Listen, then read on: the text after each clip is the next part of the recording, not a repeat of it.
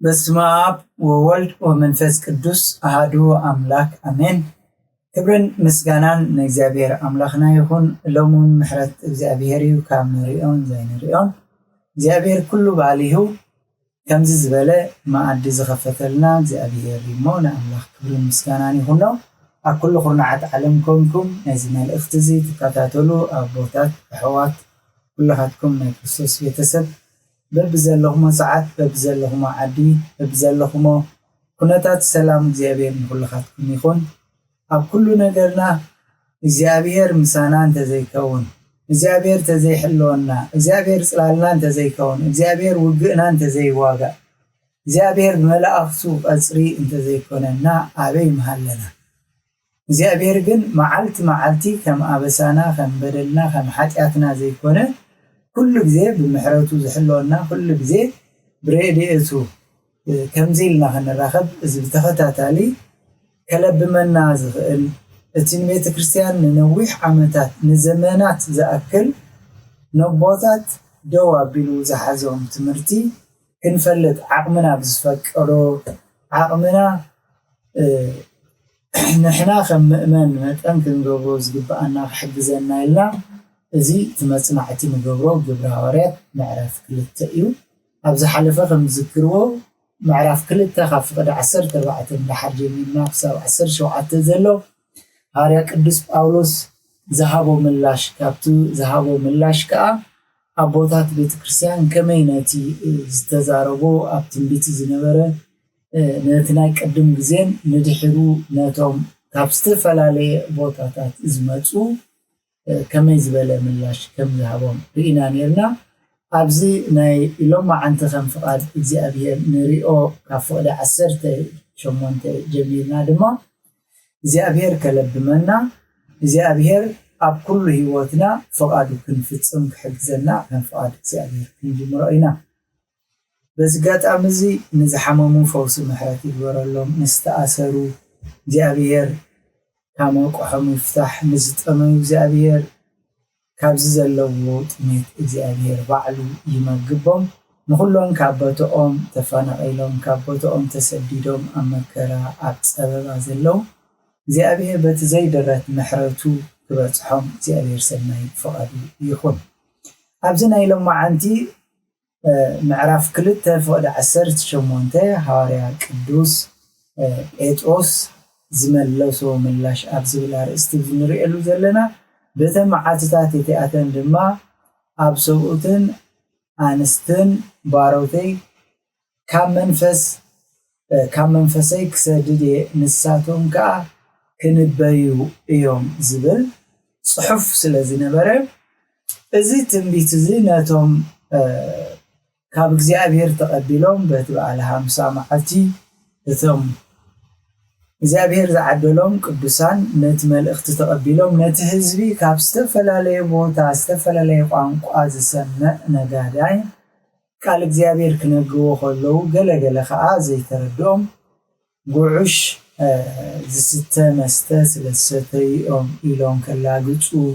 ነቲ ዝበሃል ዝነበረ ቃል ኣምላኽ ምስተውዓል ስለዝሰኣኑ ከለብሞም ኢሉ ዝተዘርበ ቃል ኢና ርኢና ነርና። ስለዚ ኣብቲ ዝመጽእ ብግዜ ሐዋርያት ብዕዮ ጎይታና ኢየሱስ ክርስቶስ ተፈጸመ በቲ ብክልቲኡ ነገድ ለዊን ነገድ ይሁዳን ዝነበረ ኣገልግሎት ኣብ እስራኤል ከም ዝዝክሮ እቶም ነቲ 10 ነገድ እስራኤል 12 ተን 10 ንበይነን እተን 2 ከዓ ንበይኖም ተፈላለዮም እቲ ገልግሎት እሶም ጥራይ ዝሓዝዎ ካብቲ ነገድ ለዊ ዝነበረ ብዙሕ ሽግር ኣጋጢሙ ውግእን ወረውግእን በቲ ኣብ ሓጢያት ምውዳቆም ደቂ እስራኤል ዝበጽሖም ዝነበረ መመልሹ ካብ ግዜ ናብ ግዜ ከምዚ ምድርና ንሪኦ ኣብ ከባቢ ምድርና ንሪኦ እቲ ክፍኣት ካብ ግዜ ናብ ግዜ እቲ ፍልሊ እቲ ንኣምላኽ ዘይኽብር ነገራት በብግዚኡ ዝመጽእ ንሪኦ ዘለና ልክዕ ኣብቶም ደቂ እስራኤል ከዓ ከምኡ ኣብ ዝነበረሉ ግዜ እቲ ትንቢት ኣብ ሰዓቱን ኣብ ግዜኡን ዝንበ ዝነበረ እቲ ነገድ ለዊ ተዋሂቡ ዝነበረ ኣብኡ ተሓፂሩ ዝተርፍ ዘይኮነስ ክርስቶስ ብምሕረቱ ንደቂ ሰባት ዝህቦ ምሕረት ብጸጉኡ በቲ ሰብ ዝገብሮ ግብሪ ጽድቂ ዘይኮነስ ብምሕረቱ ንኩሉ ሰብ ዓሌቱ ብዘይገድስ ጾቱ ብዘይገድስ ዕድሚኡ ብዘይገድስ ንነፍሲ ወከፍ ኣባላት እታ ቤተ ክርስቲያን ጸጋ ጥምቀት ወሲዶም ናታ ዝኾኑ እቲ ምቕባል መንፈስ ቅዱስ ማዕረኽንደይ ብጸጋ ከም ዝወሃብ የብርሃሎም ነይሩ ነቲ ምርዳእ ዝሰኣኑ ምክንያቱ እንታይ ኢሉ ግናኸ እቲ ኩሉ ዝኽእል ኣምላኽ በቲ ኣዝዩ ዘይድረት ጸጉኡ ኢሉ ጳውሎስ ኣብዘን ዳሕሮት መዓልትታት ካብ መንፈሱ ኣብ ልዕሊ ኩሉ ስጋ ኣብ ልዕሊ ባሮቱ ኣወዳት ይኹኑ ኣዋልድ ይኹኑ ብምፍሳሱ ነዚ ናይ ምእመናን ዝነበረ ኣተሓሳስባ ኩሉ ዝነበረ ብስጋ ዝሓስብ ዝነበረ ምዑዳኣ ደቀ ይኹን ምዑዳኣ ውሉደ ይኹን ምዑዳኣ እቲ ብምትንስኡ ክርስቶስ ዘጸገዎ ጸጋ ዝሃቦ ኣብ ሰማይ ከይደ ዘጸናንዕ መንፈስ ክሰደልኩም እየ ዝበሎ ትንቢታት ብምሉኡ ይፍጸማሎ ካብ ምጥርጣር ውጡ ናብቲ ቃል ትንቢት ተነቢ ዝነበረ ፍጻሜ ተመሊስኩም ተረድኡ ነቲ እግዚኣብሔር ንዓኻትኩም ዝሓሰቦ ግብሪ ኣስተውዕሉ ኢሉ እዩ ኣፍታ ምዕራፍ 2:18 ዝገልጸሎ ኣብተን ናብ 19 ሕልፍ ኢሉ ኣነ ድማ ኣብ ላዕሊ ኣብ ሰማይ ተኣምራት ኣብ ታሕቲ ኣብ ምድሪ ከዓ ትእምርቲ ደምን ሓውን ጠቓን ክገብር እየ ተዓባይ ግህድቲ መዓልቲ ጎይታ ከይመጸት ፀሓይ ናብ ጸልማት ክትልወጥ ወርሒ ከዓ ናብ ደም ዝብል ትንቢት ከም ዝነበረ የረድኦም ኣሎ ምክንያቱ ዘአገልግሎት ሓድሽ ኪዳን ናይ ጎይታናን መድሓኒናን ኢየሱስ ክርስቶስ በቲ ስቕለቱ በቲ ኣይሁድ ብዝገበርዎ ኣብ ሰጣሕ ጎልጎል ኣብ ሰጣሕ መዓልቲ ናብቲ ጎቦ ወሲዶም ኣብ ሰቐሉሉ መዓልቲ ፀሓይ ጸልመተት ሰማይ በቲ ጎይታ ኩሉ ዝኾነ እቲ ፈጣሪኦም ክለብሶ ዘይግባእ ንዕኡ ዘይግባእ ውርደት ምስ ረኣዩ ተኣምራት ኣርዮም እዚ ተኣምራት እዚ ኣብቲ ዝተሰቕለሉ መዓልቲ ምድሪ አንቀጥቀጠት ይብል ኣኻውሕ ተሰንጠቑ መቃብር ተኸፍተ ብዙሓት ኣቐዲሞም ዝሞቱ ሬሳታት ደቂሶም ዝነበሩ ከዓ ናብታ ቅድስቲ ከተማ ናብኣ ገዓዙ ዝብል ትእምርቲ እዚ ነዚ ዘክርዎ ነዚ ተስፋ እዚ ነዚ ተኣምር እዚ ዘክርዎ ምክንያቱ በቲ ትንሣኤ መዓልቲ እውን ምድሪ አንቀጥቀጠት ሰንቢዶም የምቲ ብሓይልቲ መቃብር ክግልበጥ ከሎ እቶም ሓለውቲ ዝነበሩ ክሳዕ ዝስንብዱ ከም ዘጋጠመ ልክዕ ኣብቲ ጎይታናን መድሓኒናን ኢየሱስ ክርስቶስ ክብርን ምስጋናን ንዑ ይኹኖ እዚ ዓርገሉ ዝነበረ እውን ሓደ ዓብ ክብሪ ተራእዩ ክዓርግ ከሎ ደበና ክብሪ ተራእየ እሞ ካብ ቅድሚ ደቂ መዛሙርቱ كعرب كله بخبري دبنا كقبله كله نر خنياتو أبتن دحروت معالتات أب سماي مدرين زلو تأمرتي ناي مودة أدام ساعت قويتنا يس كريستوس كمز أوج ناتو كمتسو خلصي كلهم تمزوغ وخري ويم كاب شاف كرنا عالم نفتح شاف زلو كله يزريو كمز نايلدتو أب حدا بوتا بيروسالم زبال أب نازريت زبال ديو أب بيتلهم يهودا زبال ديو استحات أرى ملادو جيكونه متساعتو خاء بخبر خونه أبزي قال يوم دمن حاون تكن سلماتن كخون يخبل كله انتهيو كله إلهم أفتي بسبعة عامة مهرات تيتوس زبال نتا بيت مقدس مس عندنا تهم أفتي كباب زنور هزبخا أمول عالم فحلهم مستزربحو مستبتنو تو أبلعلي اتي أمانين أفتلعلي هزبن زورد زنبرة عنوز زتعوجلو نزي فتعميزي نزي بسألمات نتي مدحاني نتي بويتو زي مقبالهم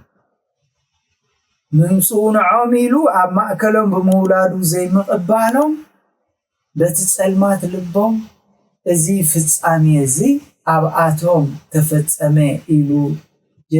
يسيف زبهال كابتوم ما بيت كريستيان نصنعت زقبر زنبره انتايلو أب سماي بزح كم زي أمثال فتسمي خمس تفتسمي رئيهم علهم هاريات ون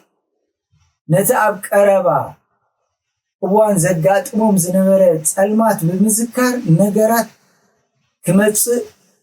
كله كناتات تفتسم كله يفرحهم ميو أمنت قويتا قريفهم نسمي كعرب كلوس تقرينهم كساعتهم الأخذ من دائهم كمزيلكم تتسبيون كلهم كله ورحين عبدم تغيرا مالت انتهي مالتي أبزي كان ببوز أنا حنا أزي اتقتلت كمت إن لعلي أبا يهود أبزي قديم ناس فتسمنا بسبع عامة مهرات استفتسمه نعو زمل كتيلهم يمكن قالنا بيت كريستيانات أبوطات نتمال اختي زترجمو زقت الذي كمت أن لعلو مخانو زمل كت زخاء اتي فتساميتي كردقوه مخنياتو كاب أملاح مرحق نكزي أبيهر زبلو زي مأزاز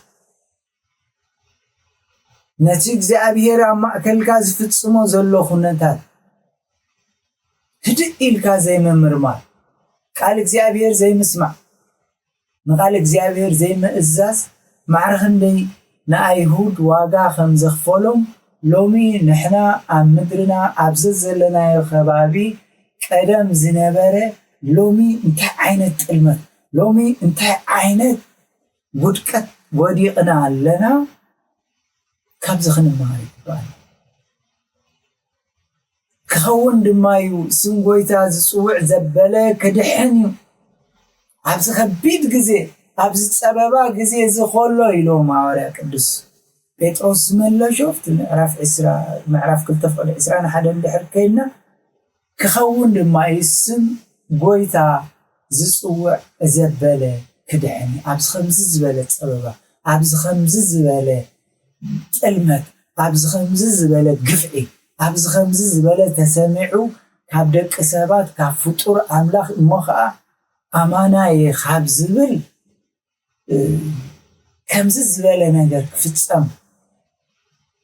كسكحكح كله عبزت الماتزي اتخدحان زدلي ناب أملاخ يتأمل زفت عمية تنبيت تنبيو زناي مقل قال منغست أملاخ نتي غاريدو زنبره مغارجا بتي كريستوس زخفلو وعلت ክቕንጠጥ ከሎ መንፈስ እግዚኣብሔር ነቲ ሰዓቱን ነቲ ግዜኦም ወሪዱ ካብ ሰማይ ክወርድ እሞ መፀናንዕ ክሰደልኩም እየ ዝበሎ ክወርድ ከሎ ነይሩ ግዜያዊ መዕቀቢ ንግዚኡ ኣብ ብሉይ ኪዳንሲ ተወሰነ ግዜ መንፈስ ምልእ ኢሉ ቀጻልነት ዘይብሉ ዝኸውን ዘይኮነሲ እዚ ምራድ መንፈስ ቅዱስ ኣብቶም ነገስታት ኣብቶም ነቢያት ኣብቶም ካህናት ንሓንሳብ ንግዚኡ ዘይኮነሲ ንሓዋሩ ምስኣቶም ዝነብር ኣብዚ ተስፋ ግበሩ ኣብዚ ኣምላኽ እዚ ቃሉ ዘይዓፅፍ ናይ ሰብ ኮርኢናዮ ሃብቲ ምስ መፀ ስልጣን ምስ መፀ ኩነታት ምስ መፀ ነቲ ናይ እምነት ነገር ኣብ ዘመናት ተሰሚዑ ተራእዩ ዘይፈልጥ ኣብቲ ቅዱስ ቦታታት ኣብ ቤተ ክርስቲያን ይኹን ኣብ ምእመናት ይኹን ኣብ ኣቦታት ይኹን ኣብ ዓበይቲ ይኹን ኣብ ናእሽቱ ኣብ ከባቢ ምድርና ኣብ ዝሓለፈ 3-4 ዓመታት ዝረኣናዮ ከምኡ'ኒ ኢልና ሕጂ ንሪኦ ዘለና ኩነታት ኣብ ከምዚ ዝበለ ሰዓት እቶም ኣይሁድ እቲ መልእኽቲ ዝተነገሮም ናብ ኣምላኽ ጠመቱ ናብቲ ሙሉእ ዝኾነ ናብቲ መልሲ ንኩላህና ዘለዎ ክጥምቱ እዩ ከምቲ ኣብ ቀዳማይ ዮሃንስ ምዕራፍ መልእኽቱ ምዕራፍ 4:13 ካብ መንፈሱ ስለዝሃበና ንሕና ኣብኡ ከም እንነብር ንሱን ኣባና ከም ዝነብር በዚ ኢና ንፈልጥ እግዚአብሔር ኣባና ምስ ሓደረ እሱ ምስ ገለጸልና እሱ ምስ ደገፈና ሰብ ካብ ገዛእ ርእሱ ዋላ ሓደ ክገብር ኣይክእልን ንሱ ኢኻ እኮ ከባቢ ምድርና ንሪኦ ዘለና ተስፋ ዝገበርናዮም መራሕቲ ተስፋ ዝገበርናዮም ዓበይቲ ተስፋ ዝገበርናዮም ሰባት ኩሉ ክቃየድ ኩነታት ክጠላለም ሞት ሽግር ኩሉ ንሪኦ ዘለና እንታይ እዩ ቀን እንድሕር ኢልና ንሰብ ፅቡቅ ክገብር እግዚኣብሔር ተዘይረዲኡ ሰብ مخابزيم زبالة عليك مخمزكو يزكو هو شكر إمسانا تخافي لك الآتي كله كون غير سبقن سب كم من فسوس لذهابنا أبو خاء أن نبر نسون أبانا ينبر سلسي إكزابير كم من فسو كين يرحق عزيز الناي سب سسعب دليتو نابت المت اندحر إيو اندحر باتسعو اندحر وسينو نا أملاخ قوانا يزخو كاب أملاخ رحوق يخول بحبرت باتي منفس أملاخ ذهبنا أبانا زحدرنا وتقريبنا أملاخ كربانا يخول سلازي إذا أبو إلنا إن أموك زي أبير قبرت أبانا زنبر زلو منفس قدوس أبانا بزحدره كاب قبرنا زي كونسي كاب ويري بالقدوس حواري أتناتيوس نزي ملأخت زي كقلت كله بزي أبزن قطر زي أنزبلنا ينسي كاب ويبك أتوم سبات فلتو أتوم هزبي تردو إذا أبير نسب تزيردي واس السب ولا حد خقب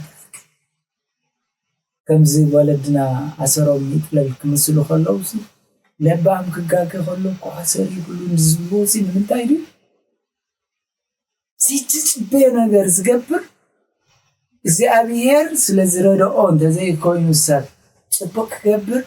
سب كابكسا رأسو ولا حد خقب كسع كنزي واقع ممخفال ناتي مس امنت زتححس نابانا عدل استوهبنا لومون بنسحة تنقدا وبزيابير تزرقيحا لومون كنملس عدنا ولا نتبدلاي تنسحة نتنسحي نتأباسي نابدنجليا تملسو إلى بيت كريستياننا أبوتات زمهرونا لومون نتزبدله بديله إيلو بنسحك من داو እግዚአብሔር ምሕረት እግዚአብሔር يصبي الله أتوم سب إسرائيل إذا قال زسمعوا بعلاقاتكم دما خم تفلتوا ኢየሱስ በዓል ናዝሬት እዚ አምላኽ ኣብ ማእከልኩም ብኡ ብዝገበሮ ሓይልን ትእምርትን ተኣምራትን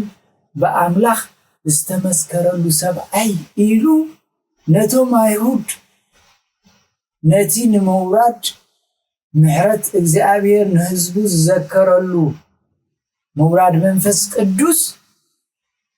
ምርዳእ ሲኢኖም ዘለው ምስተውዓል ሲኢኖም ዘለው ኣቱም ሰብ እስራኤል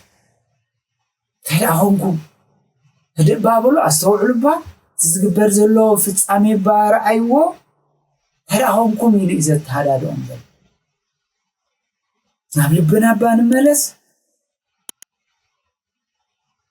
ከምቲ ቅዱስ ወንጌላዊ ዮሐንስ ገልጾ ብዙሓት ብምኽንያት ወዲሰብ ኮይኑ ዝመጽእ ጎይታ ክርስቶስ ናዝራዊ ብምዃኑ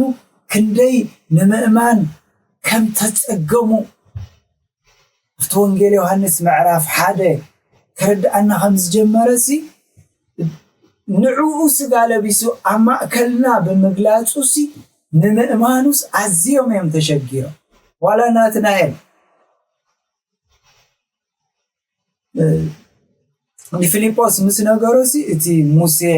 ብዛዕባኡ ዝጸሓፎ ኢየሱስ ናዝራዊሲ መጽሉ ከምዚ ኢሉ ክገልጸሉ ከሎሲ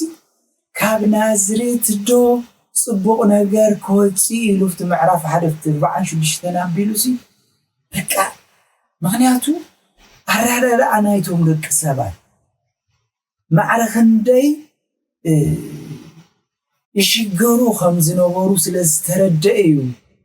ኣቱም ኣሕዋትና እንታይ ደኣኾንኩም እዚ ምስጢር ኣምላኽ ዝዛረበና ዘሎ ባሰውዕልዎ ናብ ልብኹም ባምልስ በሉ ኢሉ ከረድኦም ምክንያቱ ኣብ መስቀል ኣፍቲ ካብ ኢየሩሳሌም ኣውፂኦም ናብቲ ጎልጎልታ ዝበሃል ኣውፂኦም ኣብኡ ምስ ሰቐልዎ እውን ኢየሱስ በዓል ናዝሬት ኣስተውዕልዋ ንጉስ ኣይሁድ ኢሎም ክጽሕፉ ከለዉ ኣለዎም ብዛዕባ እታ ናዝሬት ዝበሃል ነገር ኣሎ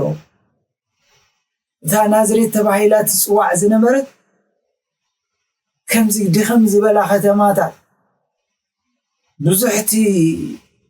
ክትከዳ ተጸግም ኣብ ምስ ከድካውን ድላይካ ዘይትረኽበላ ዘይምችእቲ ወይ ከዓ ምዕብል ዝበለኽበቲ ኣብቲ ግዜቲ ድኽም ዝበለ ዓይነት ስለ ዝነበረ ኢሎም ኣቦታት ብዕብራይስጢ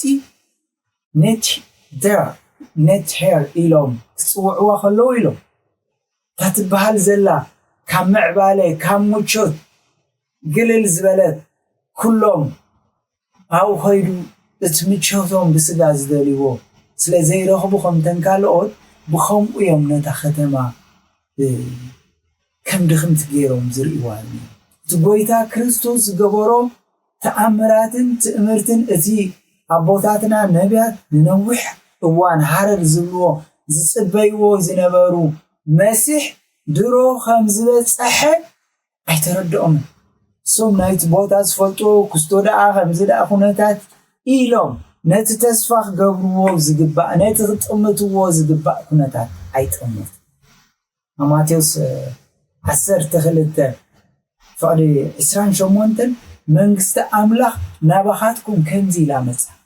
ተዋሂባቶም ታ መንግስቲ እዚ ምርኣይሲ ሎሚ ኸዓ እንመሃሮ ዘለና እነጽንዖ ዘለና ምጥማትና ካብ ኣምላኽ ወፂኡ ናብ ኩነታት ናብ መራሕቲ ናብቲ ዝበሃል ጌርና ነቲ ኣምላኽ ንዓና ዘዳለዎ ነገር ምጥማት ከይንስእን እቲ ብኣምላኽ ብኡ ዝገበሮ